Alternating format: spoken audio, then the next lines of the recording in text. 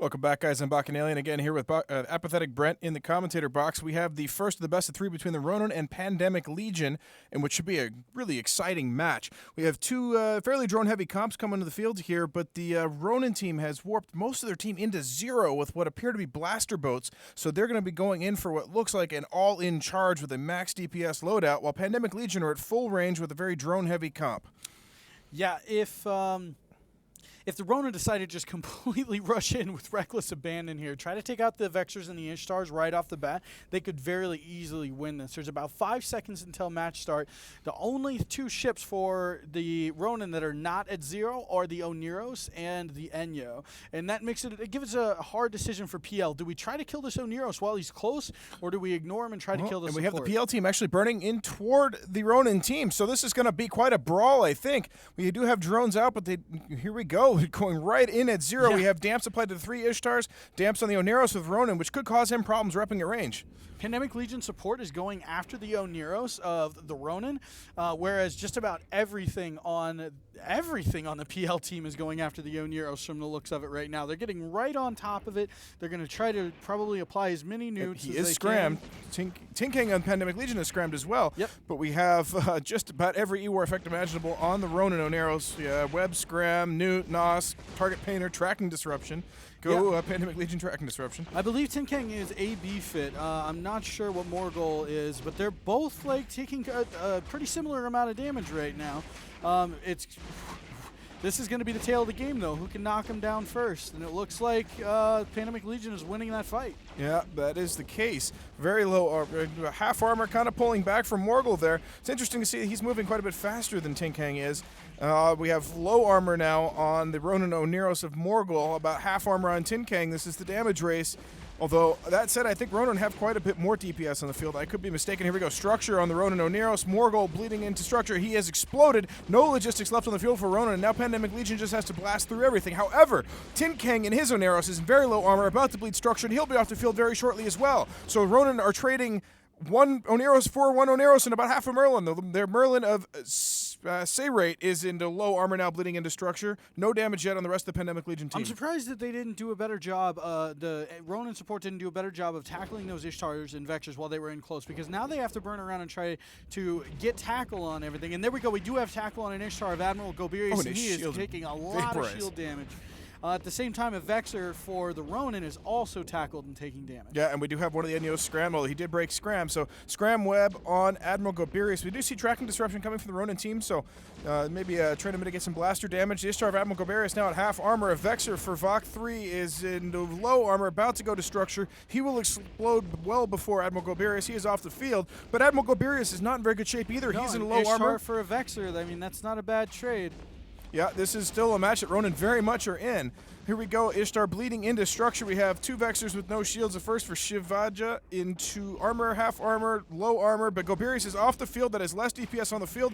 Dan Cool's Ishtar taking damage. The Vexor for Max Butched is tackled, neuted. Nope, now he's just Scram Web into armor. Another Vexor down on Ronin's side, but it's still a fairly even match. Ram's Vexor about to go down as well, but 3 Proteus is still an awful lot of damage. Yeah, 3 Proteus is an awful lot of damage, but can 3 Proteuses catch 3 Ishtars and 3 Vexors, though? So now that all of the drone-centric DPS is off the field for the Ronin, this is actually looking pretty good for Pandemic Legion, because they're going to have a hard time chasing down these Ishtars. Another interesting thing is Lucas Kwan in the EOS has been on the absolute outside of this fight the whole time and hasn't done a single thing. Well, he's running very useful links, probably maybe some mids with E-War fit, and probably drop Sentry drones. But, all 3 Vexors down now for the Ronin. But let's see, the Vexor of Max is about to explode. He's low structure, about to pop. We have one of the Proteus webs, so maybe the Pandemic Legion is spreading tackle to try to keep the Ronin Proteus from catching the Ishtars. As you'd mentioned, he's now also scrammed down. Seamus Orzaz not moving. 0 velocity. He's probably in a pretty safe position. We'll figure that out real quick. No, he's kind of in the middle of a battle ball here. He's not out on his own. There are definitely other ships around him. Perhaps AFK? Who knows? But we have the first Proteus for the Ronin, now half armor and bleeding down lower. We do have Web Scram on him, Scram on Gargus 5, or Gargus V.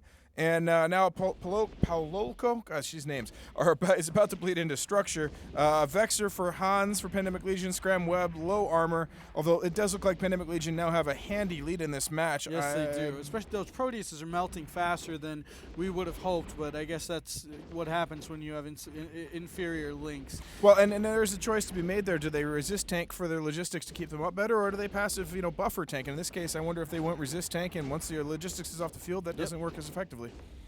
It looks like there may be some ancillary armor reps on the Proteus. I think I saw a small rep effect there. But at this point, it looks like it's pretty handily going towards Pandemic Legion. But that was very Proteus. Close at the beginning. Maybe some slight adjustments to target calling, and it could have gone either way. One thing I quickly mentioned for those of you may are newer at this, the difference between resist tanking and buffer tanking. Buffer tanking, you may add some more plates, some try marks, focus on as much armor, HP, and just raw HP as you can get. Whereas resist tanking, you focus on having really, really high resists, and that way the rep amount from your Oneros is just, it's more efficient. Yeah, you're repping back more effective HP rather than more raw HP, and that really relies on your logistics being alive, which did not last very long for the Ronin. So their last Proteus now, Scram Web, Neuted, Nas, Target Painted, Damped, and into structure here shortly. Seamus Orzaz, still not moving, into armor, but just kind of AFK grabbing a beer, who knows. Peacemates going AFK, assisting drones, see you in 5 minutes.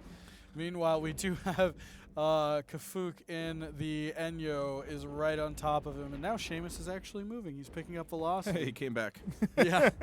Well, we have both Enyos for their own, or two of them rather, scrammed, one of them web, both taking a lot of damage. This is just a mop-up job for Pandemic Legion. It'll take an easy 1-0.